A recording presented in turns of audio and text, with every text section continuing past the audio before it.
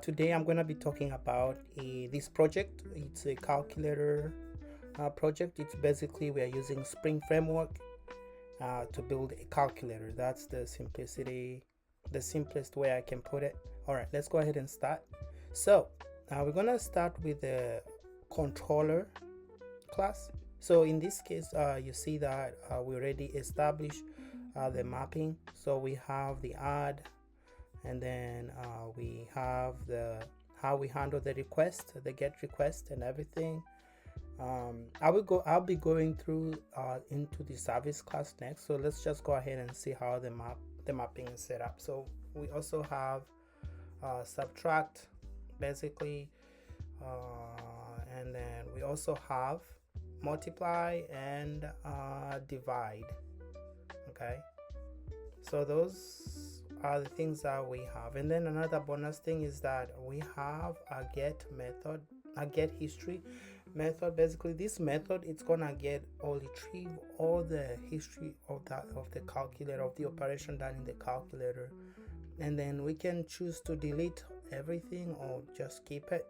So that's optional. Now, so that's just the controller class. Okay, you can follow along, and if you do like everything the way I put it, your program should run as well as mine is running. All right, now let's go ahead and start with the model class. So for the model, for the model class, basically I use the JPA. I don't know if you're familiar with that, but basically kind of allows you to create these variables, and then you don't have to create getters and setters. Okay, so you just have to put the at data. For instance, if I remove this, so in my projects it's gonna just get broken. Basically, if we come to service, how is it at service, you're gonna notice all these setters and getters, everything is broken.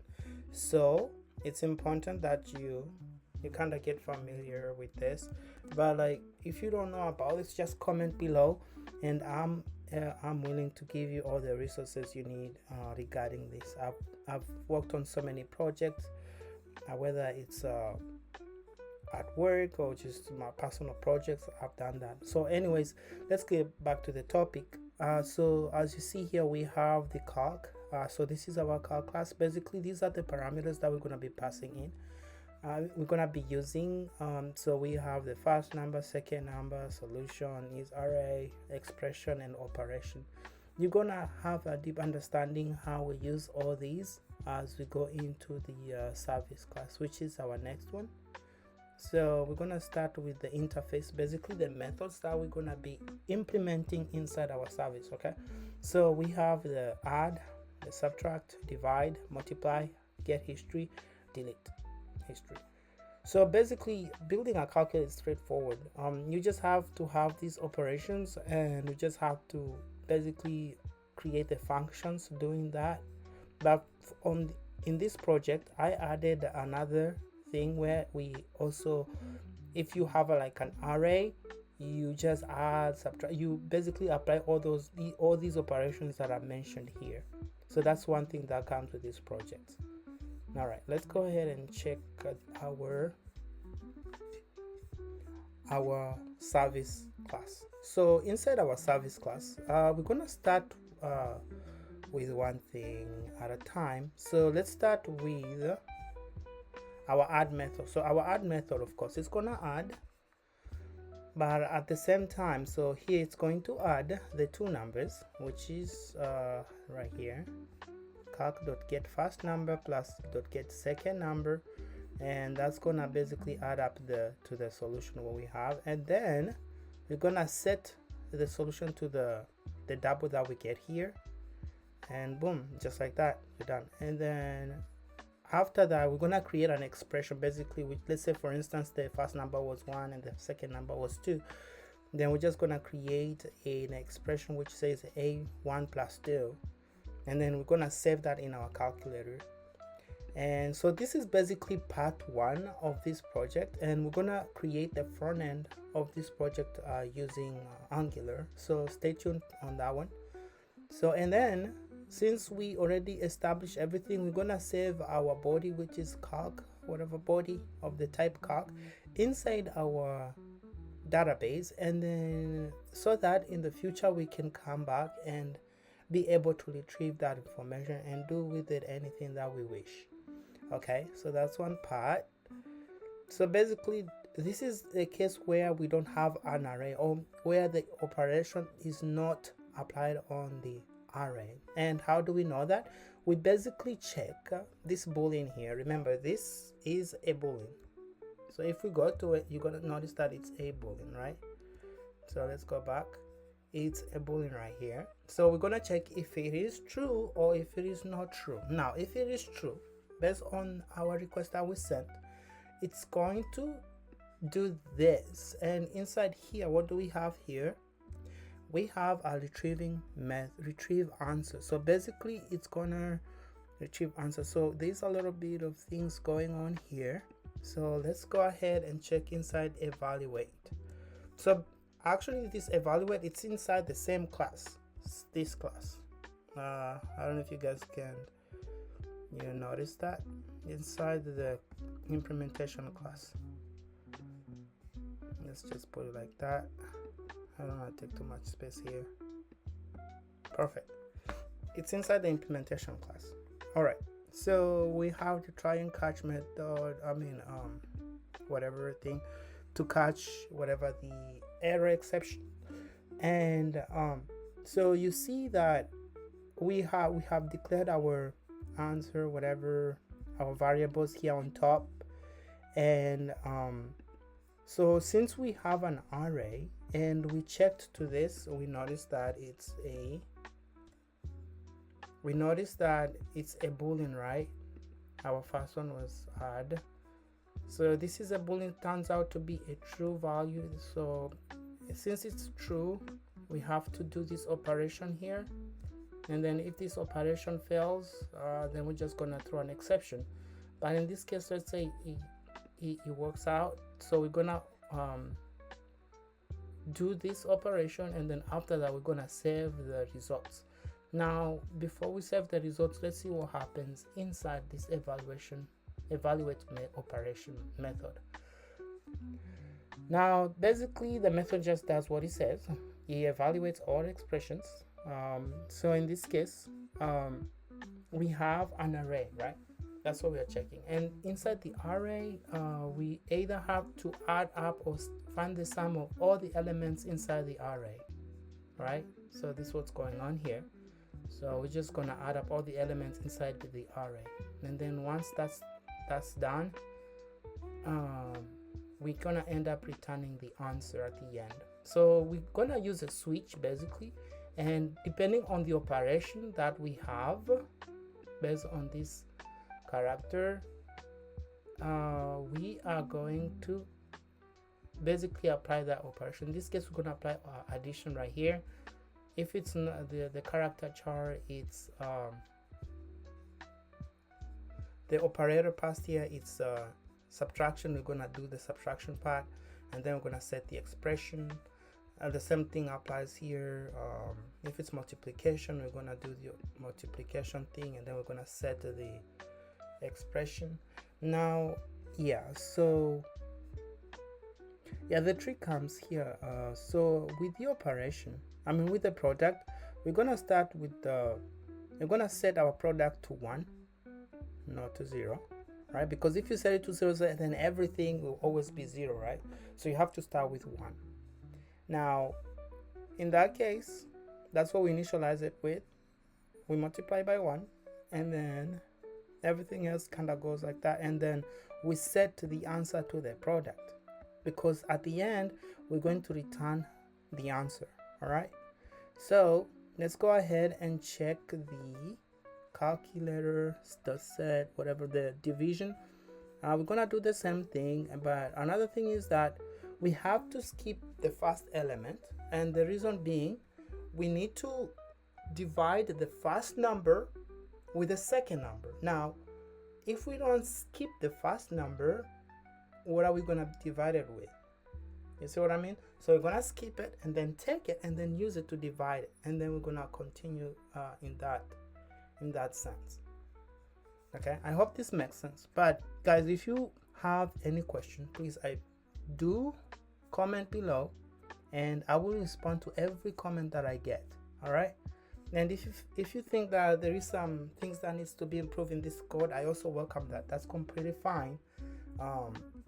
We can talk about it and probably even improve it. That's completely fine. And I will also leave a link below about in my GitHub where you can find this full project, and you can basically go ahead and try to run it in your machine. So here you notice that we have, if our item, one of the elements inside the array, it's a 0, then we don't divide by a 0, then we can just throw an exception that says cannot divide by 0. So that's handled, right? And then that's it pretty much, and then we just set our answer to this question, whatever, and then you should be good to go. And if you have anything invalid, you just say invalid upper letter or something, and that's it. And then we set the solution to answer, and then we return answer, and pretty much that's it. That's the simplicity of building a calculator. Now you can make it more advanced, you can add more features if you want. You can just build upon this project. That's completely fine. You will find it on GitHub again. So another thing is to go through the calculator repository. So basically you just have to have this little setup here. You don't even have to create no method here. You don't need to worry about that. Just create that and then declare. You just have to do this to be able to save everything. So just do this, auto wired, and then public calculator repository.repo, and then you should create a constructor which initialize the this object right here, right? So pretty much that's kind of it. I mean, there's no much here left other than to go inside here, and if for some case your project is not working right, you need to check your calculator application file, whatever class, where you need to have this so that it can work with the Chrome browser, you know, because before I had an issue where I tried to run it, it wasn't working. I did some research about it, and I ended up figuring out that I was just missing this piece of block of code right here. All right, and that should fix it. Okay, don't struggle like I did. So and then finally we have this where you have your database. So remember to set this up the right way, remember to name this the correct way, and you should be good, guys. Don't forget to subscribe. Before I continue, I just wanted to remind you guys, I'm just starting out this channel, and I'll be creating more projects basically about APIs, different APIs using Spring Framework, and yeah, and I'm not just limited to just one language. There's times I can use different languages depending on how the project is efficient in running in that language. For instance, if I want to build games, then in that case I would have to use C++ because of how fast the language is. All right, anyways, let's go ahead and run this program. So this is our controller class where we're going to be calling all those methods that I just talked about. And right here, for instance, calculator service add, we call that method, and everything we talked about just going to take effect. All right, let's go ahead and run it. And then when it's running, I am going to pull out one thing, which is Postman, so we can make our request, right? Now let's go ahead and put it out. All right. Okay, so our first number here, we're gonna set it to 22 or 2000. Let's just say 2025. Our second number is gonna be 2, or we can just say 1, 2026. Same thing here. You can say 1 2025, and then you can just say 2, and then solution, you can just leave it like that. And now this is where you set your array, whether it's true. If it's true, then we're just gonna find the sum or the sum of this array, and then if it's false, we're gonna do the operation where we take 2025 plus 1. And so let's try this. So in this case it's true, so that means we're gonna find the sum of our array. There you go, 2028. Is that correct? Now let's see. 6. Yep, it's correct. So basically you just gonna end up finding that. Now if I turn this into false,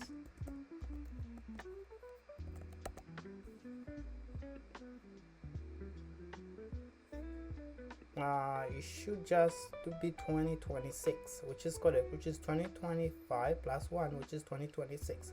Now because I have created some stuff before, let's see if the first one's gonna pop up. Let's see the last one. Yep, it's the last one. So basically what I added before, as you can see, it's 20, 25, whatever, 1, 2, we end up getting the solution. Where's the solution? 2026. So guys, do you see what I'm talking about? Let me just delete so that everything can be clear. I'm just gonna delete.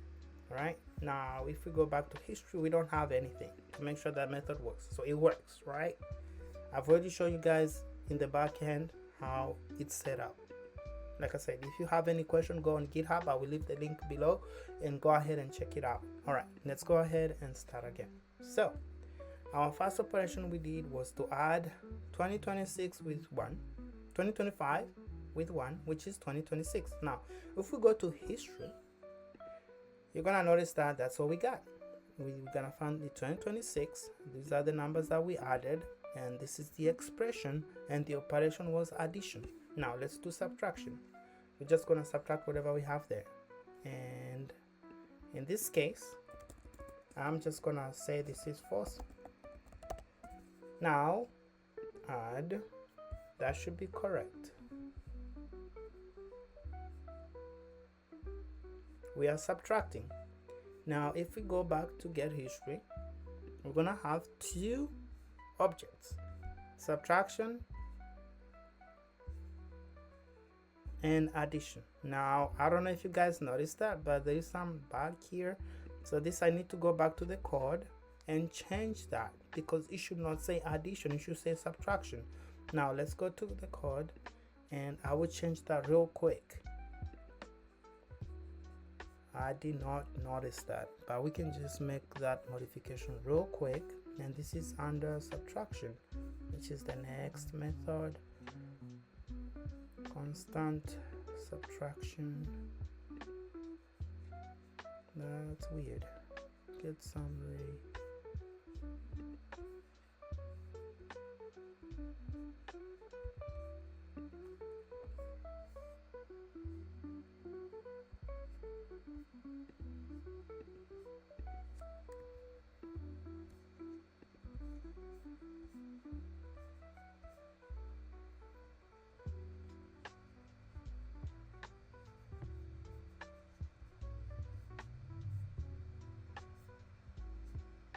Subtraction.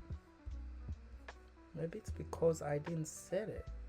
I think maybe it's because I didn't set it,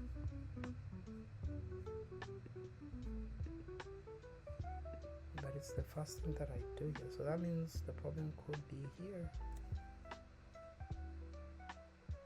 No, subtraction is subtraction. All right,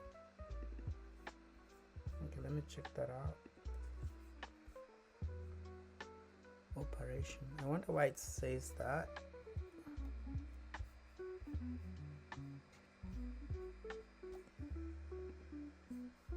But anyways, with that bug, which should be here. So subtraction, retrieve.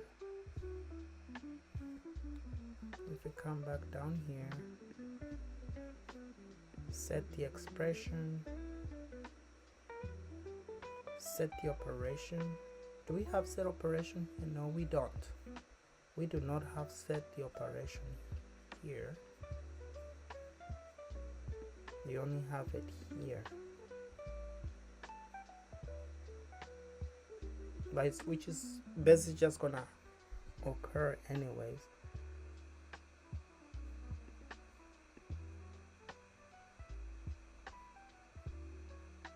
And then the calc body will save it. Wait, we save it here,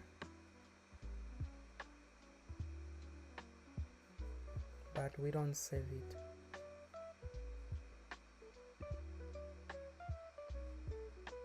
here. Let me see.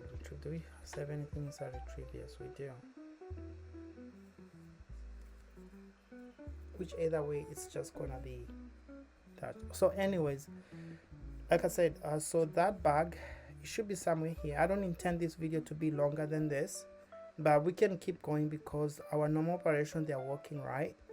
And I will fix this bug and I will update you guys on this one because I don't intend this video to be longer than this. So anyways, if we go to the next one, which is multiplication, and we set this to false, and then we add, we multiply, we're gonna get that. And then if we go to history, let me see if the bug is still there on that one. Yeah, so this is just a continuous bug thing, which I need to fix, which I will fix. So yeah, so in this case, as you can see, we multiply the number 8 with this one and we end up getting this one, and we get the operation. And the only thing that is malfunctioning is this bug here about operation. Now let's go ahead and do the division. So in this case, let's just say divide.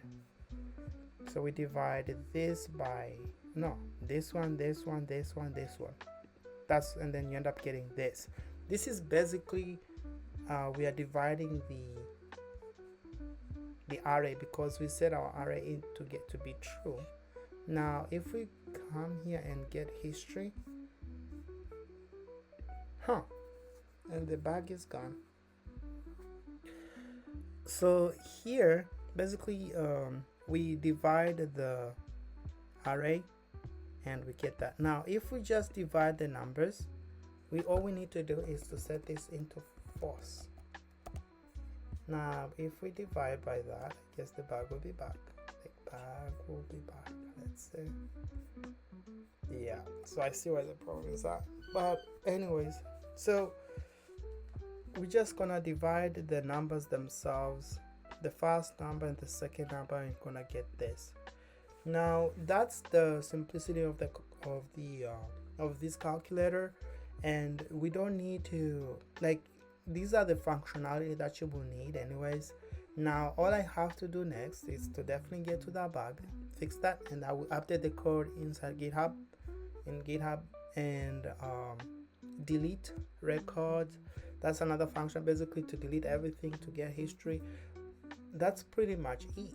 Like I said, the bonus maybe function that I add in this calculator that you don't find in normal calculators. Well, technically you do, but I would just say this is just something that I added. I wanted to add like an array of elements and just add them up.